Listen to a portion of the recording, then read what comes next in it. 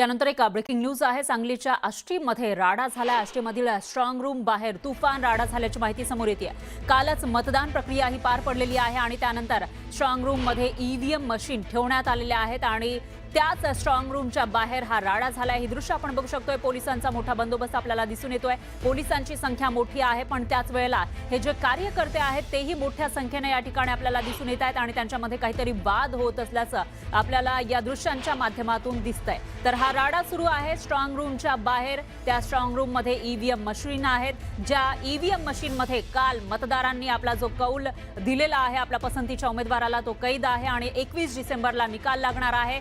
तोपर्यंत या स्ट्रॉंग रूमची जी देखरेख आहे ती करावी लागणार आहे आणि त्यासाठी मोठ्या संख्येने पोलीस बंदोबस्त या ठिकाणी आपल्याला पाहायला मिळतोय। मात्र या स्ट्रॉंग रूमच्या बाहेर हा राडा झालाय। सांगलीच्या आष्टीमध्ये हा राडा झालाय।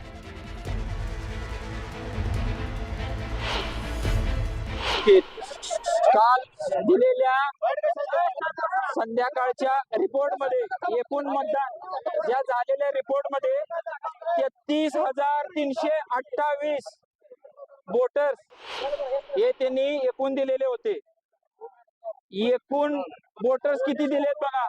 त्यामध्ये वार्ड क्रमांक 3 चे एकूण 1311 एकूण मतदार आहेत। तर एकूण मतदार दिले त्यांनी 4077 आणि त्यामध्ये एकूण मतदान झाले सांगितले 3109। 2 नंबरचा भाग आहे की 9 नंबरच्या वार्डामध्ये एकूण 701 मतदान झाले असे दाखवले। तर झाले 708, म्हणजे एकूण 7 ते 8 मतदान कुठे गेले, किती चुकीचं आहे बघा। 10 नंबरचा वार्ड 4319 मतदान दिले। बर, हे पोर्टल वरती दिलेला आहे। हा फाउंड बघा, आष्टा नगर परिषद सार्वत्रिक निवडणूक 2025। हा भाग जाऊ दे, हा भाग मी तहसीलदारांना विचारायसाठी इथं आलेलो होतो। इथं खाली बसून विचारलं की साहेब हे कशामुळे झालंय किंवा काय झालंय। तर मी विचारतो, हे मी दिलेलं नाही, मी काय केलेलं नाही, आणि मग गडबड तयार झाली। ह्याच्या पुढचं स्ट्रॉंग रूम आहे म्हणून मला पोलीस स्टेशननं खाली खांद्याला हात धरून आणलं। मी म्हणत होतो फक्त तहसीलदारांच्या बरोबर सगळे फॉर्म मला दाखवा, मी त्याची टोटल करतो। तर यानंतर आपले प्रतिनिधी आसिफ मुरसल हे आपल्यासोबत जोडले गेले आहेत। आष्टामध्ये हा सगळा प्रकार घडलाय। आसिफ, काय सांगाल? स्ट्रॉंग रूमच्या बाहेर आपल्याला राडा दिसतोय, नेमकं कारण काय आहे याचं? एकूणच बघितलं तर राष्ट्रवादी शरद पवार गट आणि राष्ट्रवादी अजित पवार गट हे यांच्या विरुद्ध परस्पर दोघांच्या विरुद्ध लढाई सुरू आहे। आष्ट्यामध्ये काल जोरदार पद्धतीने मतदान झालं होतं, परंतु काही काल संध्याकाळी स्ट्रॉंग रूम मध्ये ईव्हीएम पोहोचल्यानंतर जी आकडेवारी होती त्या आकडेवारीत तफावत दिसल्यामुळे राष्ट्रवादी पवार गटाचे कार्यकर्ते आक्रमक होऊन आज सकाळपासून त्या ईव्हीएम रूमच्या स्ट्रॉंग रूमच्या बाहेर बसले आहेत। त्यांचं म्हणणं आहे की मतदानाच्या आकडेवारी ही वाढवण्यात आलेल्या टक्केवारी आहे, त्याच पद्धतीने सीसीटीव्ही असेल, इतर काही जी सुविधा आहेत स्ट्रॉंगच्या रूमच्या बाहेरच्या त्या सुविधा नाही असा त्यांचा आरोप आहे। आणि जे आरोप करते राष्ट्रवादीचे कार्यकर्ते त्या स्ट्रॉंग रूमच्या बाहेर ठिय्या आंदोलनाला बसले आहेत। एकूणच बघितलं तर की जे काही काल मतमोजणीची प्रक्रिया ही 21 तारखेला पार पडणार आहे, त्यामुळे जे काही राजकीय लोकांची शंका होता की मतदानाचा आकडा वाढणार किंवा मतदानाची टक्केवारी वाढणार, त्याच पद्धतीने यासाठी या ठिकाणी सुद्धा मतदान टक्का कसा काय वाढला हा असा आरोप राष्ट्रवादी कार्यकर्ते आंदोलन करत बसलेले आहेत। बरोबर आहे, त्याच्यामुळे आता काय उत्तर दिलं जातं तेही बघावं लागेल। पण या ठिकाणी आपण बघतोय की पोलिसांचा मोठा बंदोबस्त दिसून येतोय। राष्ट्रवादीच्या कार्यकर्त्यांचं म्हणणं आहे की इथं जेवढी व्यवस्था पाहिजे तेवढी नाहीये, पण पोलीस मोठ्या संख्येने आपल्याला दिसून येत आहेत। प्रशासनाकडून काही उत्तर दिलं जाते का?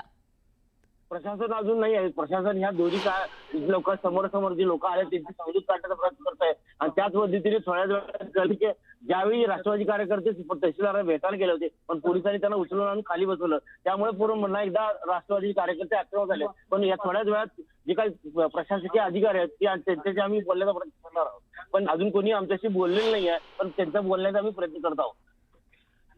अच्छा आसिफ, याविषयीची अपडेट आपण तुमच्याकडून घेत राहूयात। दरम्यान धन्यवाद तुम्ही दिलेल्या या सविस्तर माहितीसाठी. तर सांगलीच्या आष्ट्यामधला हा सगळा प्रकार आणि तिथले एक्सक्लुझिव्ह दृश्य आपण बघू शकतोय. आष्ट्यामधील स्ट्रॉंग रूमच्या बाहेर ही सगळी गर्दी जमलेली आहे आणि या ठिकाणी तफावत दिसतीये. ज्या पद्धतीनं मतदान झालेलं होतं, शेवटच्या क्षणी जी आकडेवारी सांगण्यात आली आणि त्यानंतर आलेली जी आकडेवारी आहे यामध्ये तफावत आहे. ही तफावत कशी काय आली असा प्रश्न या ठिकाणी विचारला जातोय पवार गटाकडून आणि त्यामुळेच इथं राडा झाल्याची माहिती समोर आली आहे. दरम्यान इथं पवार विरुद्ध पवार गटाचे जे कार्यकर्ते आहेत ते जमल्याचं आपल्याला पाहायला मिळत आहे. सांगलीच्या आष्ट्यामधली स्थिती आपण बघतोय. पोलिसांचाही मोठा फौजफाटा या ठिकाणी आहे आणि बरोबर स्ट्रॉंग रूमच्या बाहेर हा सगळा राडा झाल्याचं दिसून येत आहे. तर स्ट्रॉंग रूम ज्या ठिकाणी ईव्हीएम मशीन ठेवलेली आहे त्या स्ट्रॉंग रूमची व्यवस्थितपणे काळजी घेतली जात नाहीये, म्हणावं तसा बंदोबस्त नाहीये असा आरोप सुद्धा या ठिकाणी करण्यात आलेला आहे. त्यामुळे प्रशासन आता यामध्ये काय स्पष्टीकरण देणार ते बघावं लागेल. सध्या तरी या ठिकाणी जे कार्यकर्ते आपापसात मध्ये भिडलेले आपल्याला पाहायला मिळत आहेत किंवा वाद घालताना दिसत आहेत, त्यांची समजूत काढण्याचा प्रयत्न इथले प्रशासकीय अधिकारी करताना दिसून येत आहेत. त्यामुळे पुढे नेमकं काय होणार याकडे लक्ष आहे. मतदान टक्केवारीवरून शरद पवारांचे कार्यकर्ते हे आक्रमक झाले आहेत. सांगलीच्या आष्ट्यामधला हा सगळा प्रकार आहे.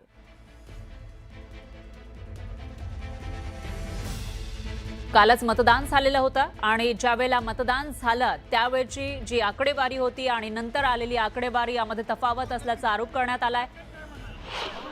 हॅलो, राजवर्धन बोलतोय. जरा मतात वाढ झाल्या. तर मतदान वाढ झाल्याचा आरोप या ठिकाणी केला जातोय शरद पवारांच्या राष्ट्रवादीकडून आणि ही मतदान वाढ नेमकी कशी झाली असा सवाल ते विचारताना दिसून येत आहे. राजवर्धन बोलतोय. जरा मतात वाढ झाल्या.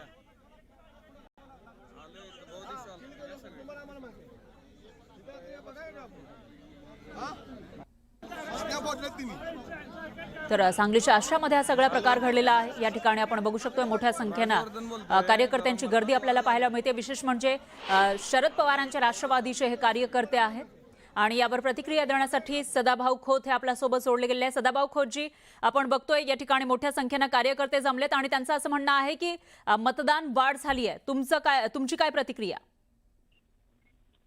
नाही, मला वाटतं की निवडणूक आयोगाकडं संपूर्ण मतदार याद्या अपलोड आहेत, त्यांचं प्रिंटेड आहेत. समोरच्या सगळ्या पक्षाच्या कार्यकर्ते पोलिंग बूथवर असतात आणि मतदान झालं की त्याचं टिक मार्क ते करत असतात. त्यामुळे किती मतदान झालं याची तर आकडेवारी त्याच्या ह्याच्याकडे येतच असते, पोलिंग एजंटकडे. आणि मतपेटी बंद होताना सह्या होत असतात. त्यामुळे मला वाटतं की जो काही गोंधळ चाललेला आहे तो निरर्थक आहे आणि तो एक राजकीय स्टंट आहे. पण या ठिकाणी या कार्यकर्त्यांचं हेच म्हणणं आहे की त्यावेळेला दाखवलेली आकडेवारी आणि नंतर जी टक्केवारी आलेली आहे त्याच्यामध्ये तफावत दिसते आणि मतदान वाढ झाली आहे. कसं आहे की त्यावेळेची आकडेवारी दाखवली जाते, तिथं प्रत्यक्षात सह्या केलेल्या असतात समोर, एवढं मतदान झालं आणि एकूण बेरीज एवढे. ती आकडेवारी चेक करावी त्यांनी, नंतर ह्या सगळ्या अफवा असाव्यात असं मला वाटतं. पण आता जी प्रतिक्रिया आपल्याकडे येत आहेत त्यानुसार तफावत आहे. जी शेवटची आकडेवारी होती आणि नंतर जी आकडेवारी समोर आली आहे त्याच्यामध्ये तफावत आहे आणि तेही मतदान वाढ झाली असा आरोप ते करतायत. नाही, काय प्रत्येक बूथची आकडेवारी आलेली असते, त्या पोलिंग एजंटकडे ती आकडेवारी असते. त्यामुळे ते बसावं निवडणूक निर्णय अधिकाऱ्याने आणि पोलिंग बूथ ची बैठक घ्यावी आणि काय आहे नेमकं ते त्यातून तुमचा मुद्दा लक्षात आला आहे. सदाभाऊ खोत, धन्यवाद. तुम्ही न्यूज 18 लोकमतशी बोललात त्याबद्दल. यानंतर शरद पवारांच्या राष्ट्रवादीच्या विद्या चव्हाण आपल्यासोबत जोडले गेले आहेत. ताई, नेमकं काय म्हणणं आहे